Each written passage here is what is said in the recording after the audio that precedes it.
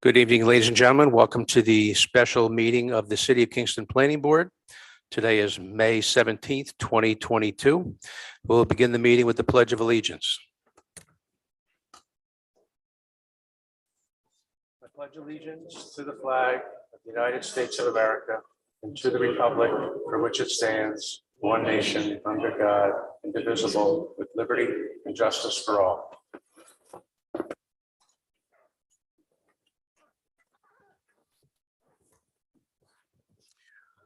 Okay, the purpose of tonight's meeting is to hold a public hearing for item number 1, which is 9-17 and 21 North Front Street and a portion of Fair Street Extension.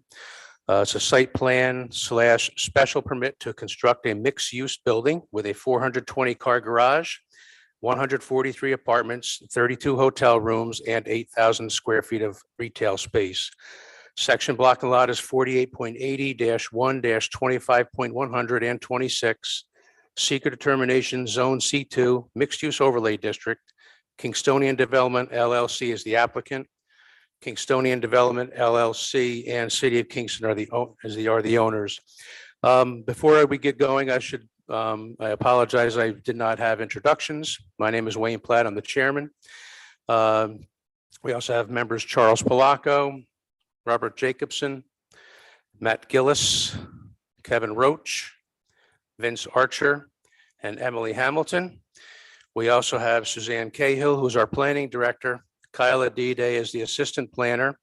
And we have Corporation Counsel Barbara Graves Poller here as well. Emergency exits are out the other side, obviously. And if there's a case we have to leave an emergency, we're not going to use the elevator. Bathrooms are to my left. Also, I ask folks to silence their cell phones at this time. Did we have a sign-up sheet, Tyler?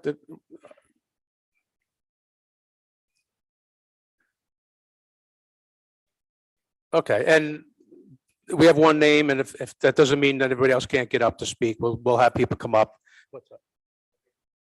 Oh, when we have pre-registered folks too, so we will get to those as well. Come to the microphone at the podium, and we ask that you state your name clearly for the record and include your address, and also limit comments to 3 minutes, please. Okay. Who do we have for our first? The first speaker is Ed Hill.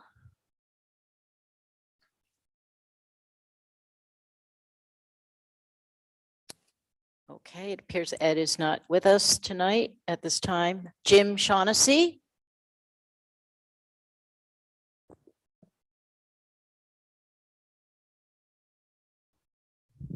Hello. Hear me?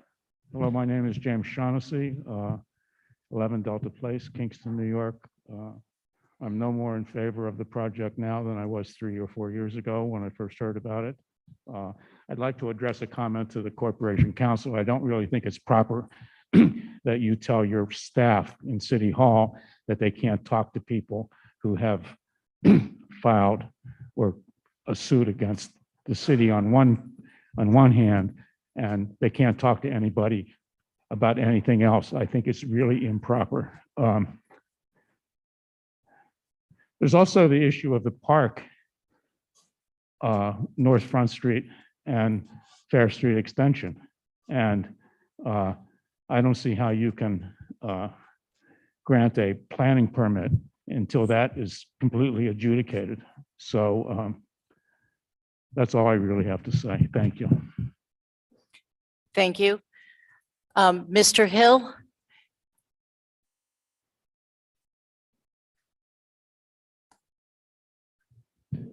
Thank you. I'd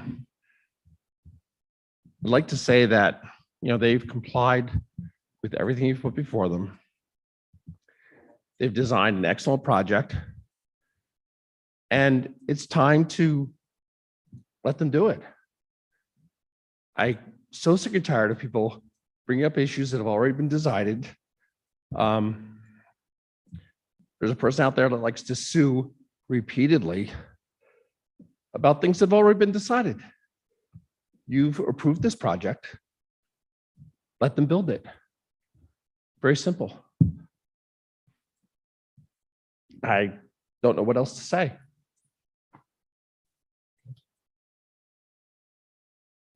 Thank you. Nanette Bourne.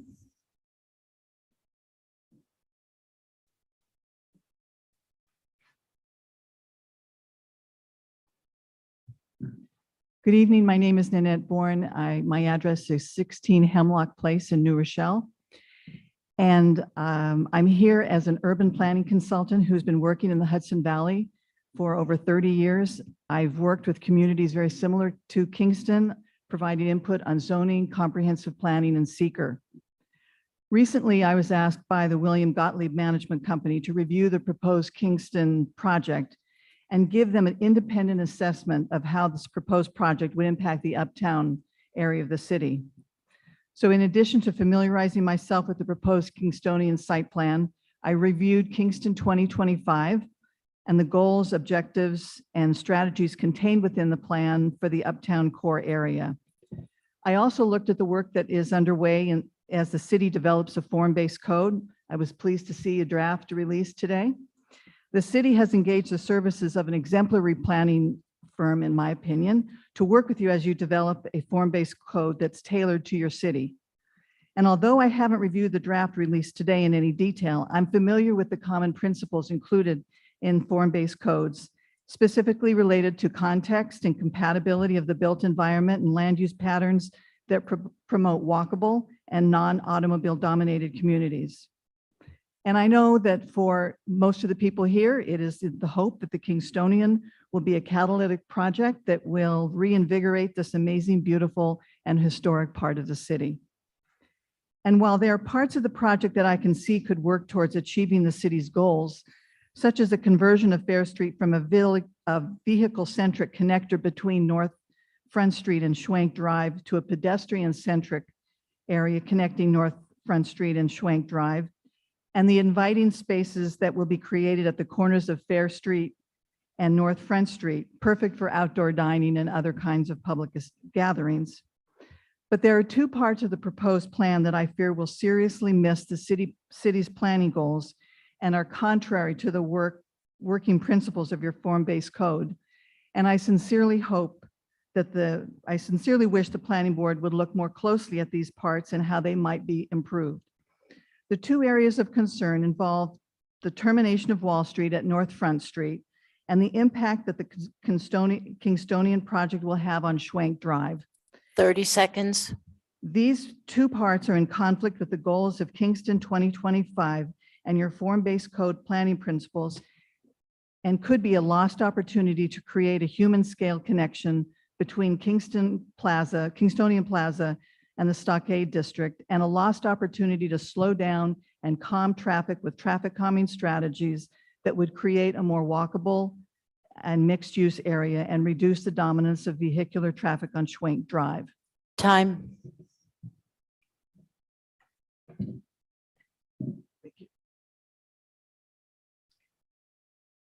Victoria Polidoro.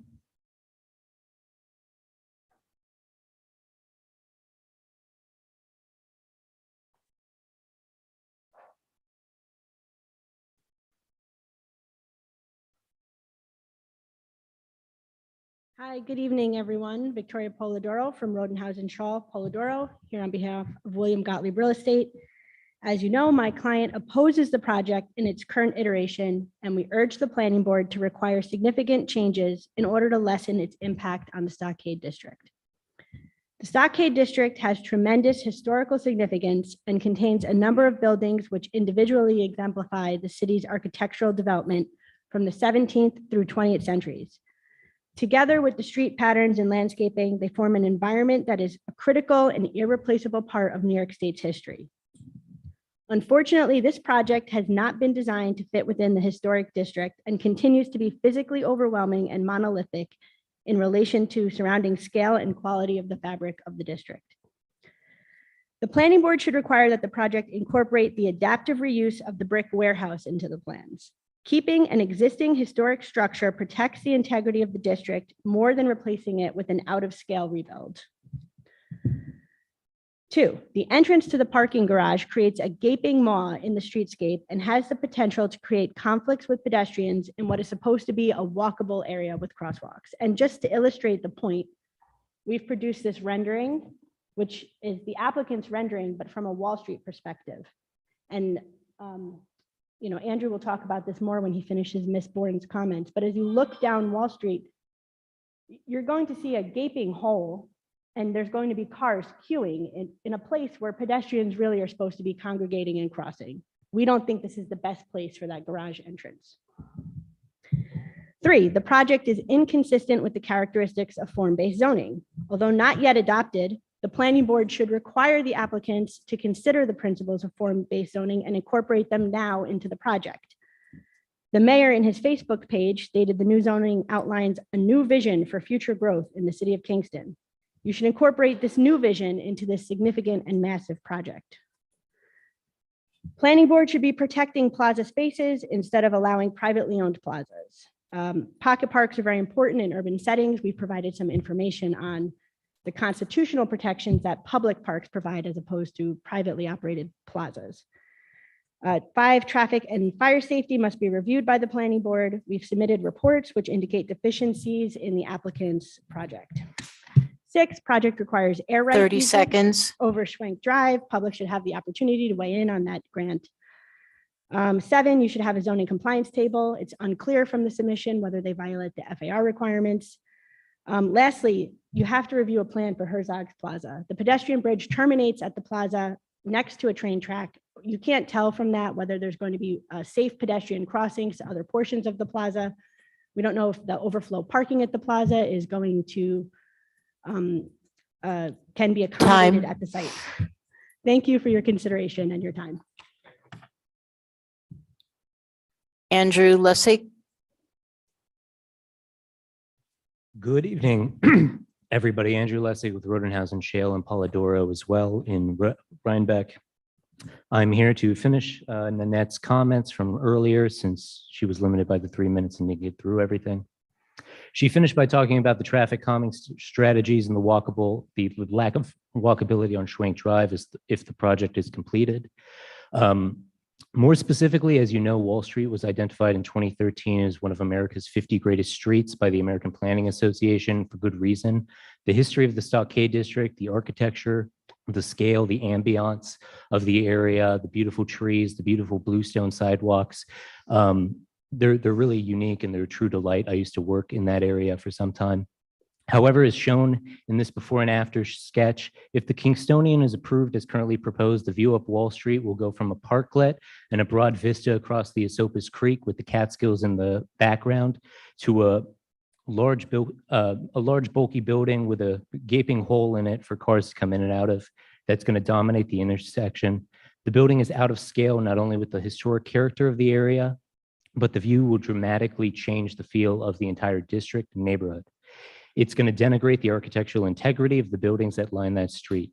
Even worse, the street level view looking up Wall Street will just be this empty opening of a parking structure. So instead of celebrating the uniqueness of the district and contributing to the livable built environment, which is one of the important concepts that the form-based code adopted today focuses on, the view will communicate vehicle dominance, not pedestrian friendliness. The scale and architectural compatibility of the building will neither be compatible with the historic buildings next door or the buildings that surround it, including the Seddon House, nor will it enhance the historic character of the area, but will denigrate it. Second, an objective of Kingston 2025 is to improve the connection between the Stockade District and the Kingston Plaza, both physically and in character. However, trying to envision this connection has been difficult given the lack of prospective site drawings from the Schwenk Drive side of the building. We tried to do a similar before and after mock-up of what it would look like from Kingston Plaza and the Schwenk Drive side. Unfortunately, we didn't have enough information to make credible similar mock-ups. What appears to be the case is that looking towards the Stockade District, you will see a massive building with a grand staircase 30 seconds. and a pedestrian crossing to essentially nowhere, a large expanse of asphalt with a drugstore nearby and train tracks on either side. Instead, it will likely memorialize the auto dominance of the area and miss an important opportunity to create a connection with the uptown core community, promote walkability, support transit-friendly development, and provide an inviting public space. It also appears that pedestrians will walk down the grand staircase with no clear connection to anything. Time. Thank you for your time. Mike Burke.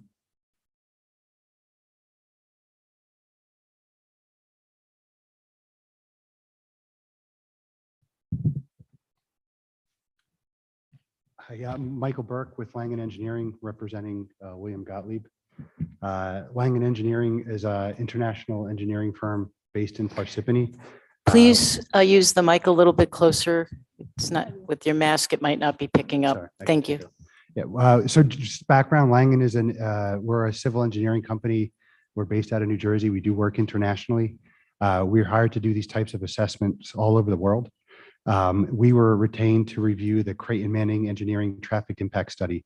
I'm going to provide a couple what we feel to be deficiencies in that study, and some of the conclusions that were made we think are inconclusive. First of all, the traffic counts were only performed during PM peak hours. The Institute of Transportation Engineers Trip Generation Manual suggests that they be performed also during the morning peak areas, in areas where residential areas and areas where there's hotels. This was not performed in the study area.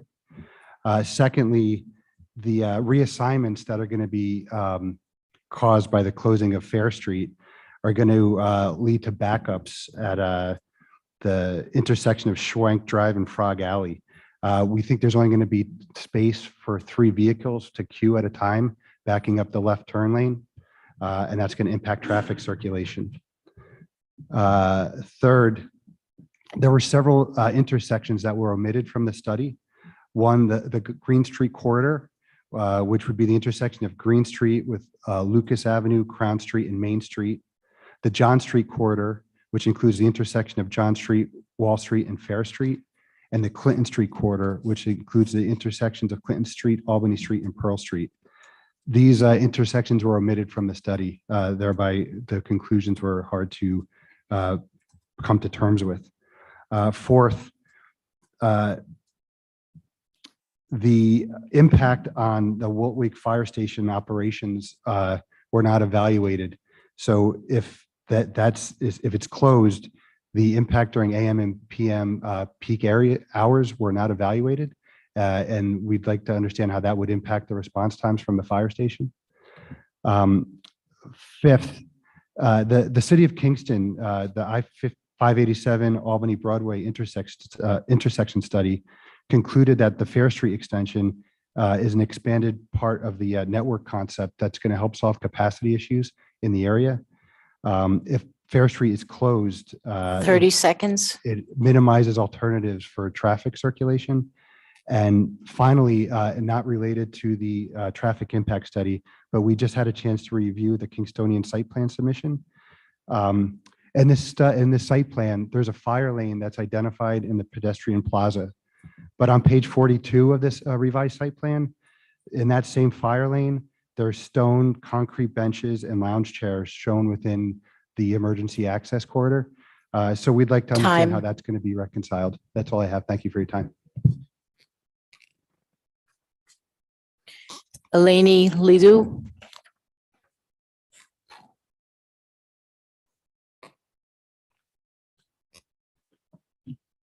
Good evening, everyone. My name is Eleni Loizu. I reside at 76 Ontario Court, Shokan, New York.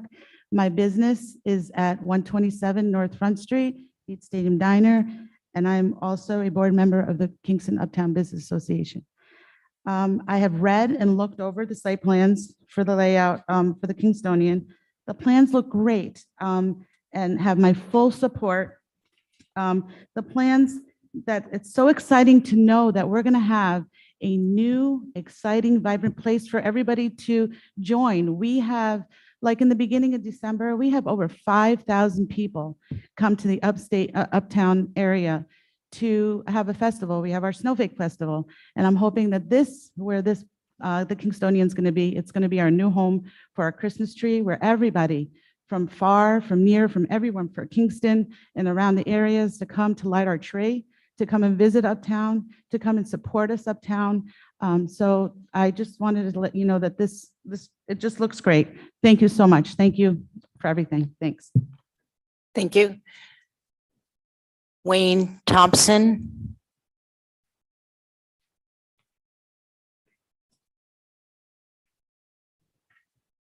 Good evening, folks. Wayne Thompson. I am commonly referred to as the attorney for Jim Shaughnessy et al. And some of the legal papers that have been filed on this. And I want to talk briefly. I have my Reader's Digest condensed version of my comments. I'd like to be able to submit written comments afterwards, if that's okay.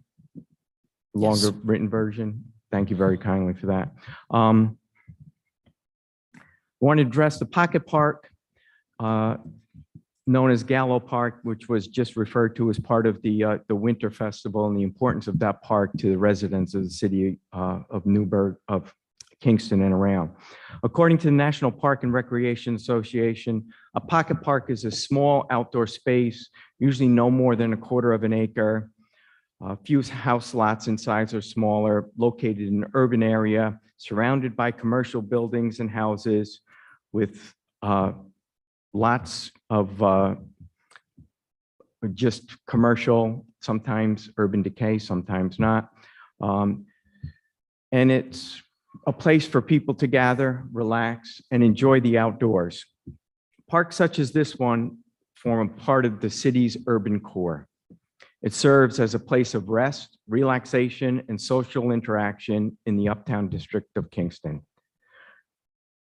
The park is used for festivals, rallies, social gatherings, parties, and other outdoor public events. In fact, many political campaigns are launched there. The importance of the park cannot be underestimated. Once that park is lost, it can never be regained. This green space where it gives people of diverse backgrounds to sit and talk, walk their dogs, introduce themselves to each other. It's a shared world where people can identify with each other and promote a sense of inclusion, and which is important to the community at large. I ask that the planning board give careful consideration to the park. Second is the applicant is proposing 14 affordable housing units as part of its plan. The primary reason in the IDA grant was because it's too expensive to build affordable housing. Therefore, they needed 28 30 million seconds. in taxpayer dollars to build this. Yet we have no standards of what affordable housing is. What is affordable? Well, if the units are all selling at $1 million, seems to me that's affordable to someone. I think there needs to be a clear definition of what is affordable housing. Should it be workforce housing? Should it be living wage housing? If this is a cornerstone of the project, there needs to be clearly defined. Thank you very much for your time. Time.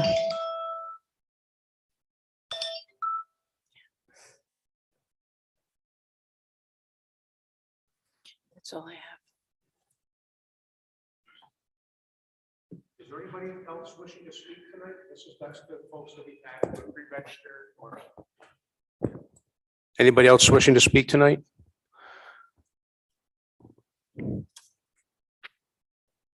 Mr. Frankel, are you still out there? Okay. Okay. Seeing no other folks coming up to the mic, just want to make an announcement that we're going to keep the public comment period open until 3:00 p.m. on Tuesday, May 24th. That will be for written comments only. And they can be submitted to the planning director, Suzanne Cahill, at skhill@kingston-ny.gov. They can be mailed, hand delivered, or placed in the Dropbox also outside of City Hall. Anything else? Okay. So at this time, I will make a motion to table item number 1. Yes.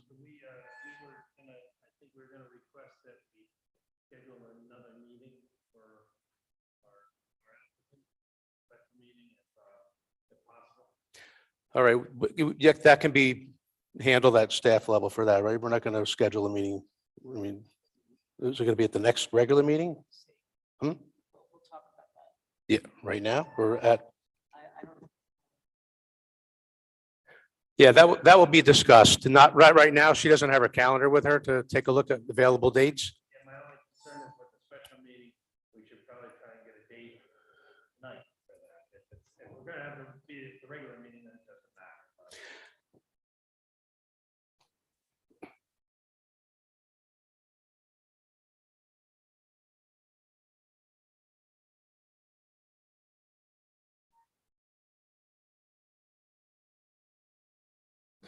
Mike, you can send that request by email. We're not in a position to schedule that right now. So The next regular meeting is what date? June 20th. Like to be on that agenda. Yeah, you're going to automatically be on there because your application has been tabled from the last regular meeting. Okay. Okay. I'm going to make a motion now to table item number 1. Do I have a second? Second. Then that will include the extension of the public hearing. Kevin Roach has a second on that. All in favor? Aye. Opposed? Carried. Okay, thank you, folks. I'm going to make a motion to adjourn. Second by Kevin Roach. All in favor? Aye. Opposed? Carried.